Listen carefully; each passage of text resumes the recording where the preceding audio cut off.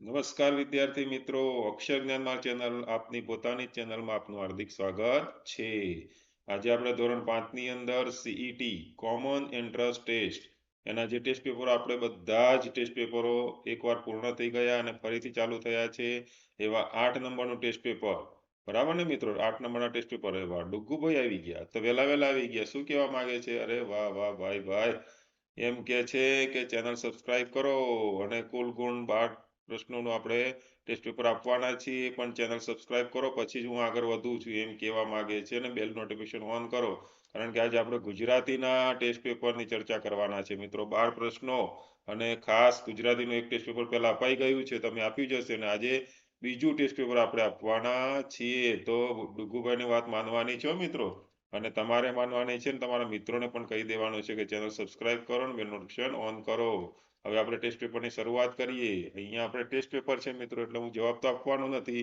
ડુગુભાઈ પાછા આવી ગયા નોટ પેન લઈને, અને એ શું કહે છે? બધા નંબરો આપી દો, 1 2, એ રીતે ટોટલ કેટલા નંબરો આપવાના છે? 1 થી 12 નંબરો આપી દેવાના છે. જેમ જેમ તમે પ્રશ્ન જોતા જાઓ એ પ્રમાણે A B C D જે જવાબ આવતા હોય તમારે લખવાનો છે, ને છેલ્લે તમારે કોમેન્ટમાં લખવાનો છે, બરાબર ને મિત્રો? અહીંયા પ્રશ્ન 2 જુઓ, વિડીયો પુશ કરો, બરાબર પ્રશ્ન વાંચો, સમજો, બરાબર 2 વાર પ્રશ્ન વાંચો અને પછી જવાબ લખો. પ્રશ્ન નંબર 3 છે, પ્રશ્ન 4, પ્રશ્ન 5, બરાબર મિત્રો? આ રીતે તમારે દરેક પ્રશ્ન બરાબર વાંચવાનું છે, સમજવાનું છે. અરે વાહ, ધમાધમ ધમાધમ થઈ ગયો ભાઈ, ખુશ થઈ ગયા, પરીક્ષા આવી ગઈ અને સારી તૈયારી થઈ ગયા, ખુશ થઈ ગયા છે.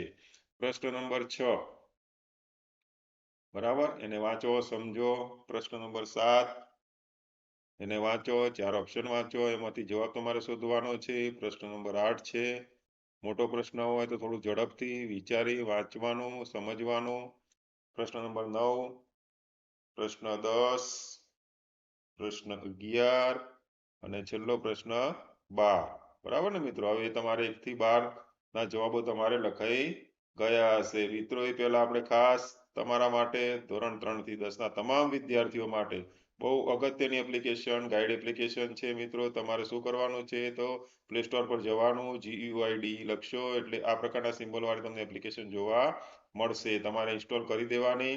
એનાથી તમને સીઈટી પ્રવેશ પરીક્ષા માટેનો અદ્ભુત ખજાનો પ્રાપ્ત થવાનો છે. તમે સારામાં એવો સારો સ્કોર કરી શકવાના છો. તો તમે અને તમારા મિત્રો ડાઉનલોડ કરી દેશો. પ્રશ્ન નંબર 1 ની આપણે સમજ મેળવીએ મિત્રો.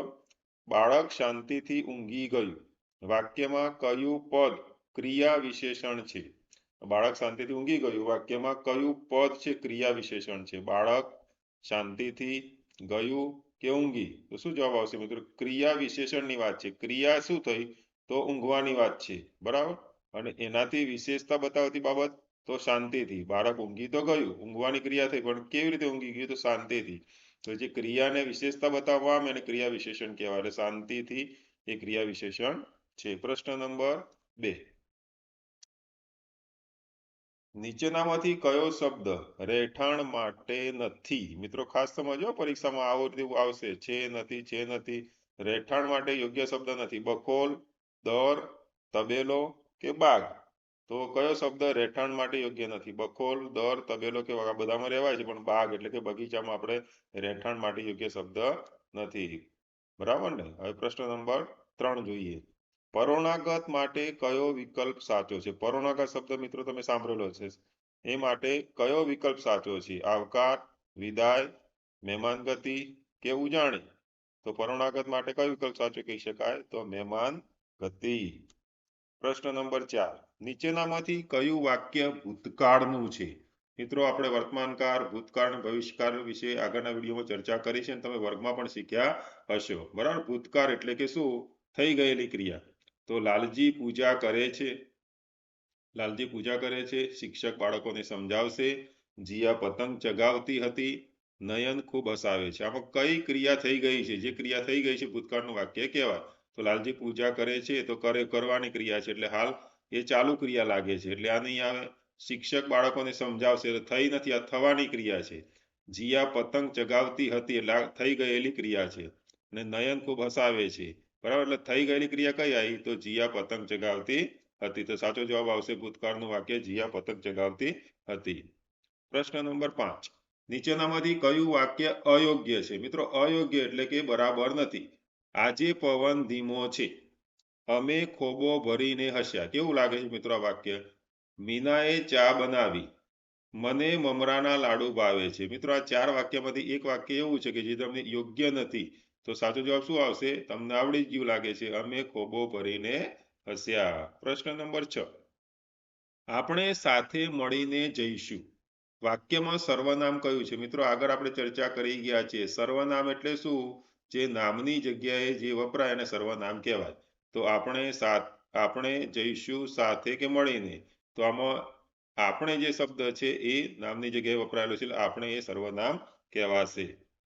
પ્રશ્ન નંબર 7, જામનગર માંથી કયો શબ્દ બનતો નથી? જામનગર છે આટલા આપણે અક્ષરોનો ઉપયોગ કરવાનો છે અને એમાંથી કયો શબ્દ બનતો નથી? મજા, મગર, ઘર ને ગરમ. ચલો મજા, તો મ ને જા, તો છે આ બને છે.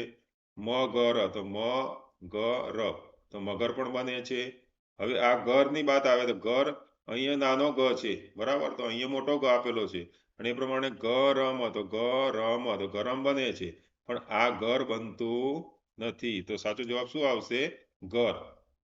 પ્રશ્ન નંબર 8, કારણ કે નો યોગ્ય ઉપયોગ થયો હોય તેવું વાક્ય પસંદ કરો. મિત્રો અહીંયા જે કારણ કે નો યોગ્ય ઉપયોગ થયો વાક્ય અને સાચું વાક્ય, યોગ્ય વાક્ય. હું શાળામાં મોડો પહોંચ્યો કારણ કે સવારે વહેલો જાગ્યો હતો.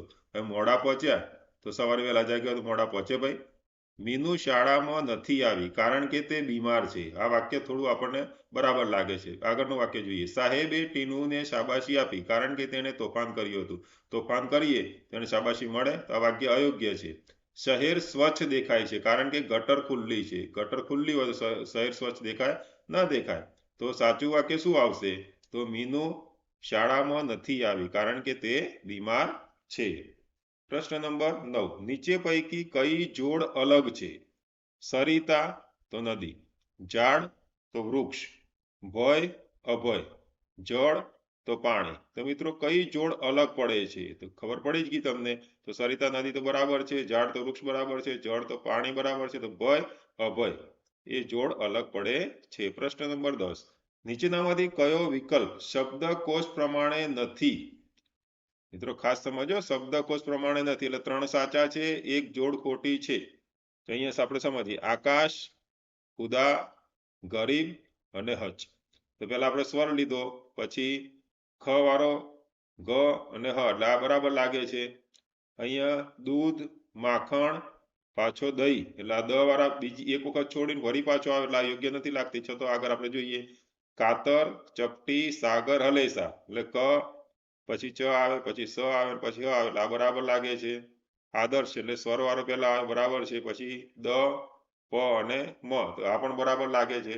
બરાબર મિત્રો, તમે શીખ્યા જ છો. તો આ જે દૂધ, માખણ, વળી પાછું દ, એટલે બે વખત વચ્ચે બીજો મૂળાક્ષર આવી ગયા અને પછી દહીં પાછું આવે છે દ વાળા, એટલે એનો અર્થ એવો થશે કે આ શબ્દકોશ પ્રમાણે નથી. દૂધ, માખણ, દહીં, રસ. પ્રશ્ન નંબર 11, નીચેનામાંથી કયું ચિહ્ન અવતરણ ચિહ્ન છે? મિત્રો તમે શીખ્યા જ છો. આ કયું ચિહ્ન છે?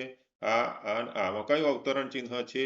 તો સી જવાબ આવશે. આ પ્રશ્નાર્થ ચિહ્ન છે, આ ઉદ્ગાર ચિહ્ન, અલ્પવિરામ છે અને આ અવતરણ ચિહ્ન છે. પ્રશ્ન નંબર 12, છેલ્લો પ્રશ્ન. શબ્દ સમૂહ કાવડ માટે કઈ બાબત યોગ્ય છે? કાવડ શબ્દ છે એના માટે કઈ બાબત યોગ્ય છે? વજન માપવાની તુલા કહેવાય, કાંધે બોજ ઉપાડવાની તુલા કહેવાય, અવાજ માપવાની તુલા કહેવાય, એ યાત્રા કરવાની તુલા કહેવાય? તો આમાં શું સાચો જવાબ આવશે? તો કાંધે બોજ ઉપાડવાની તુલા એ બાબત યોગ્ય છે. મિત્રો કોણ આવી ગયું? ડુગ્ગુભાઈ આવી ગયા. શું કે છે? ખરા પાડવાની ચાલુ કરી દી. તમને તો ખબર પડી ગયો ભાઈ.